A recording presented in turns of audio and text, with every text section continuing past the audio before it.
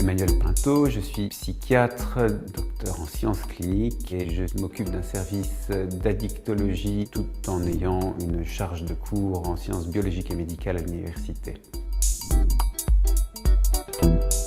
Une addiction, une dépendance, c'est la perte du contrôle qu'un individu exerçait jusqu'alors sur une consommation de substances ou sur un comportement et qu'il n'est plus capable désormais de maîtriser après avoir été soumis à sa consommation ou à son exposition à un comportement de manière répétée. Et cette perte de contrôle va conduire va se faire au détriment du fonctionnement normal de la personne et le pousser à négliger un certain nombre de choses qui lui permettraient de vivre harmonieusement jusqu'alors. L'exercice du pouvoir s'accompagne très probablement de moments émotionnels très très forts, que ce soit dans les moments de victoire, que ce soit également dans les moments de défaite. Et en tant que tel, exercer un ascendant, exercer un pouvoir sur autrui, avoir la capacité de décider des choses importantes, doit procurer des sensations extrêmement plaisantes pour celui qui peut être sensible à ce type d'émotions. Et quand on pense par exemple aux premiers mois de l'arrivée au pouvoir de Sarkozy, il y a 5 ans, on peut se souvenir d'images qui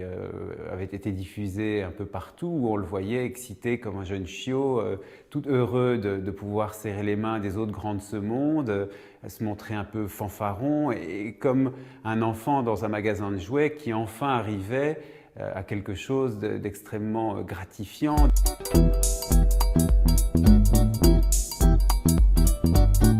Si on prend les critères qui définissent une dépendance, un certain nombre d'entre eux peuvent peut-être s'appliquer à ce cadre de l'exercice et de la recherche du pouvoir, comme le temps excessif passé à se procurer le pouvoir et à le garder, au détriment d'un certain nombre d'autres activités, notamment familiales. L'exercice de la politique, si c'est de cela qu'on parle, est poursuivi en dépit de problèmes psychologiques ou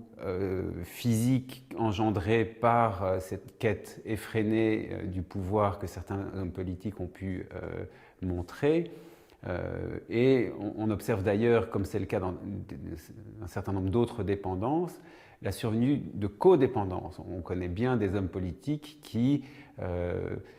ont développé un certain nombre de dépendances parallèlement à leur accrochage à leur fonction politique et qui ont malheureusement pu souffrir d'une forme de codépendance. Un certain nombre d'activités donc sont abandonnées au bénéfice de l'exercice du pouvoir, et le temps passé et le désir persistant à obtenir et à garder le pouvoir sont des éléments clés chez certains hommes politiques dans le comportement et dans la vie qu'ils mènent vis-à-vis de l'exercice de ce pouvoir. Donc il est assez raisonnable de penser que certains individus, de par leur personnalité, de par des facteurs environnementaux, peuvent être plus sensibles que d'autres à